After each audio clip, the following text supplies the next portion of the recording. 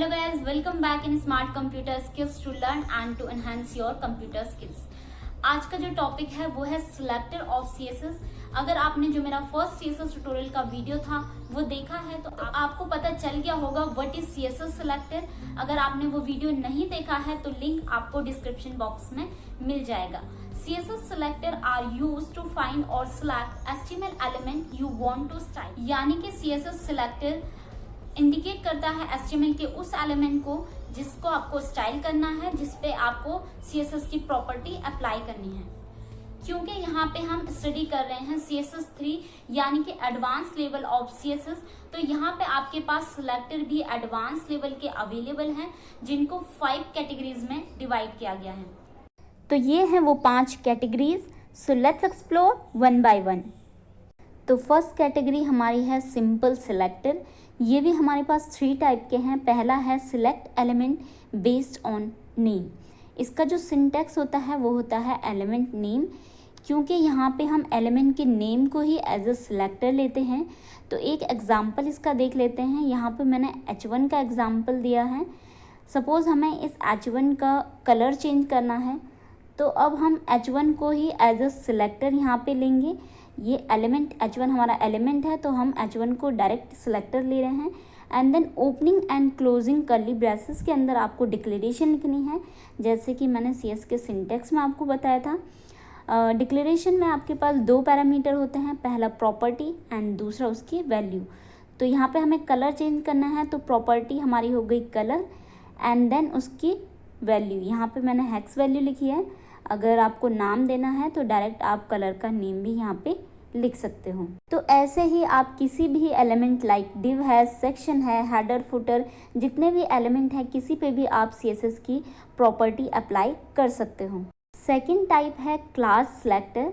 ये क्या करता है, उन एलिमेंट को सिलेक्ट करता है जिन एलिमेंट को आपने क्लास एट्रीब्यूट डिफाइन किया होता है। इसका जो सिंटैक्स होता है वो होता है डॉट क्लास नेम। एक एग्जाम्पल इसका भी देख लेते हैं। यहाँ पे मैंने H1 को क्लास दी है और उस क्लास का नेम मैंने डिफाइन किया है टाइटल। तो अब इसको कैसे सिलेक्ट करेंगे, आपको सबसे पहले डॉट लिखना है एंड उसके बाद जो हमने क्लास की वैल्यू यानी कि क्लास का जो नेम हमने दिया है वो लेना है। यहाँ पे मैंने टाइटल दिया है, तो हमने क्या लिखा है, डॉट टाइटल। एंड उसके बाद simply opening and closing curly braces के अंदर आपको डिक्लेरेशन लिखनी है। लाइक आपको इसका फ़ॉन्ट इंक्रीज़ करना है तो हम लिखेंगे font size and then font size की वैल्यू जितनी भी आपको इंक्रीज़ करनी है।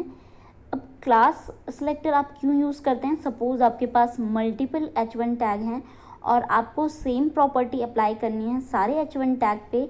उस केस में आप सभी H1 टैग को एक क्लास डिफाइन कर सकते हो एंड देन उस पर फिर उस क्लास नेम पे आप ये प्रॉपर्टी अप्लाई कर सकते हो।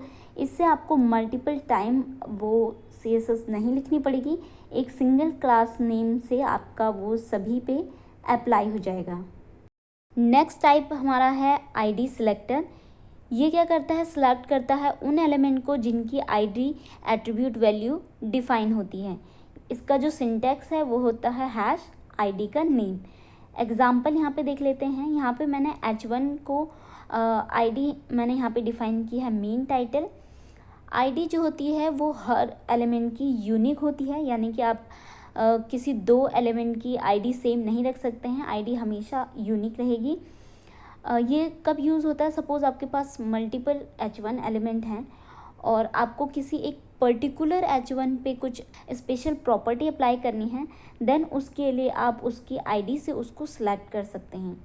तो यहाँ पे हम इसको सिलेक्ट करेंगे।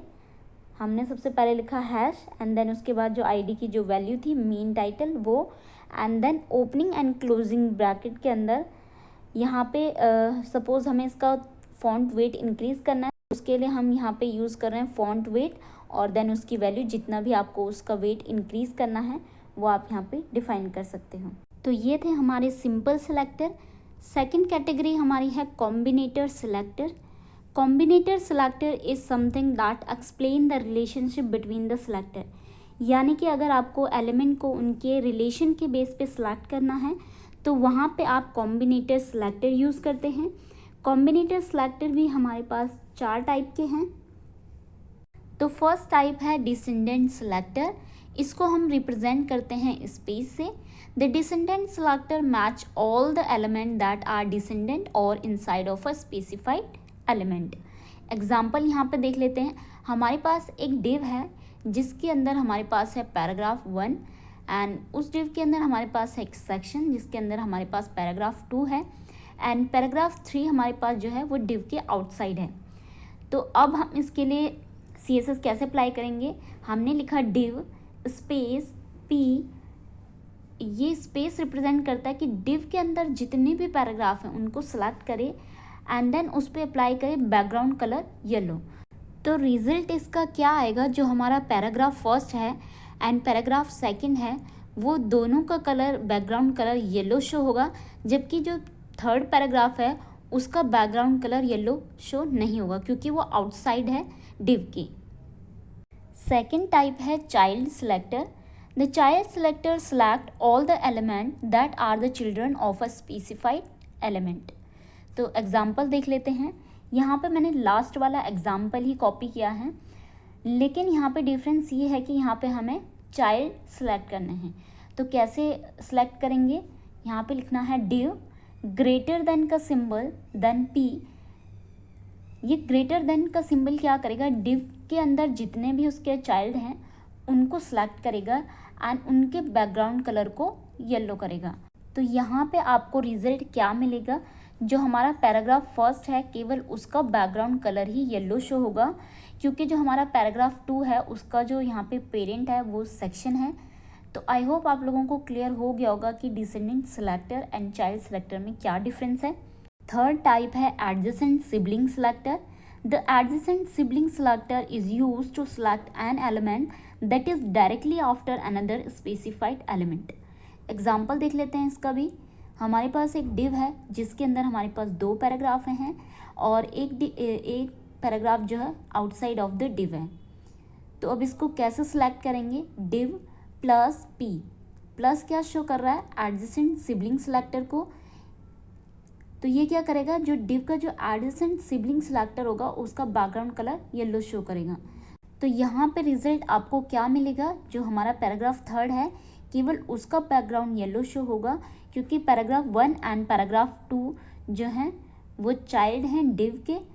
तो जो हमारा पैराग्राफ 3 है वो एडजेसेंट सिबलिंग है, तो केवल थर्ड का ही बैकग्राउंड कलर यहाँ पे येलो शो होगा।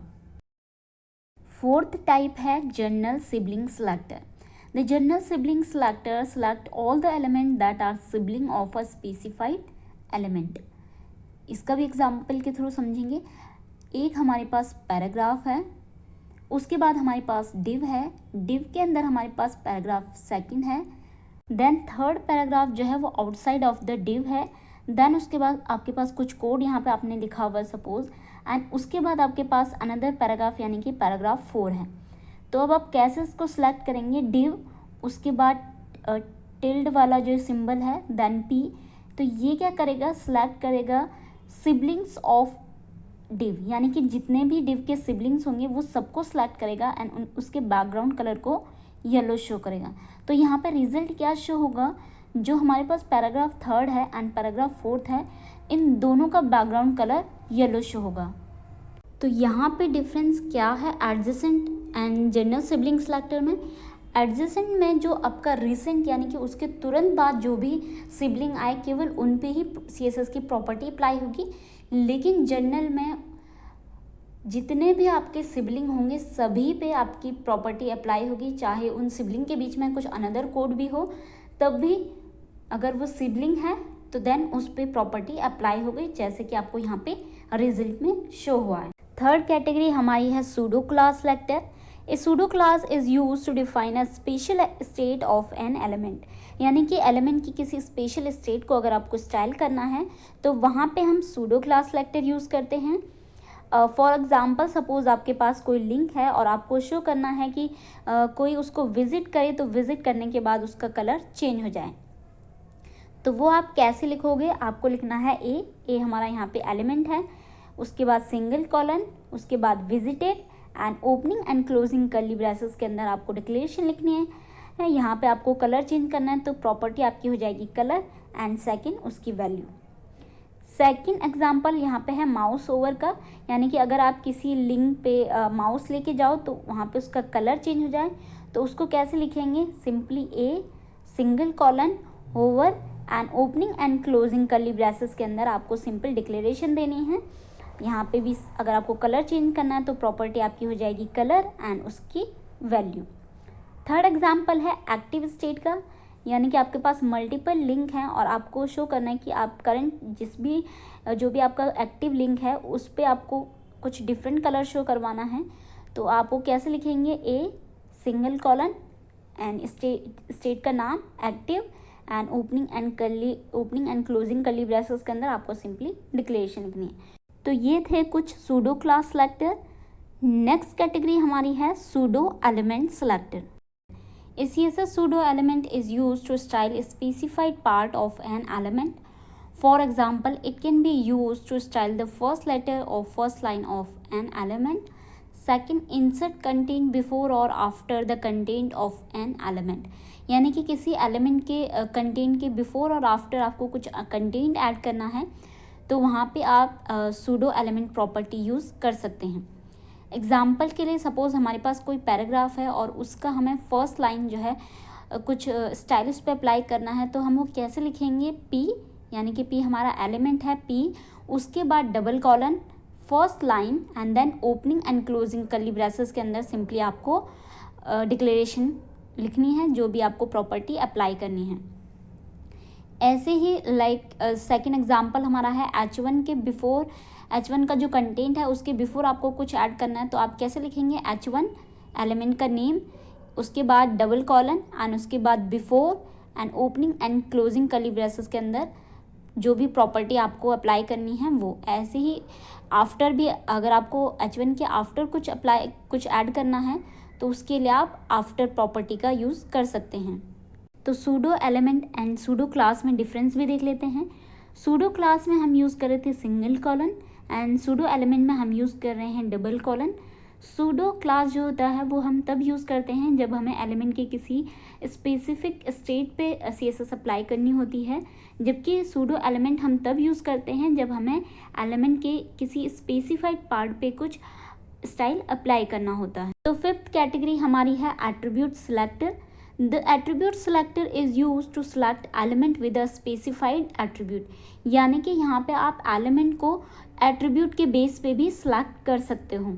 फॉर एग्जाम्पल आपके पास मल्टीपल ए टैग हैं और आपको सिर्फ वो टैग सेलेक्ट करने हैं जिनके जो टारगेट एट्रीब्यूट है वो डिफाइन हो। तो आप कैसे लिखेंगे? ए, उसके बाद स्क्वायर ब्रैकेट के अंदर एट्रीब्यूट का नेम यानी कि target and then opening and closing curly braces के अंदर आपको वो प्रॉपर्टी डिफाइन करनी है जो भी आपको अप्लाई करनी है। तो यहाँ पे मैंने बैकग्राउंड कलर डिफाइन किया है, तो इसका जो आउटपुट होगा वो क्या होगा कि जितने भी आपके ए टैग हैं जिनकी एट्रीब्यूट वैल्यू आपने डिफाइन की है उनका जो बैकग्राउंड कलर है वो येलो शो होगा।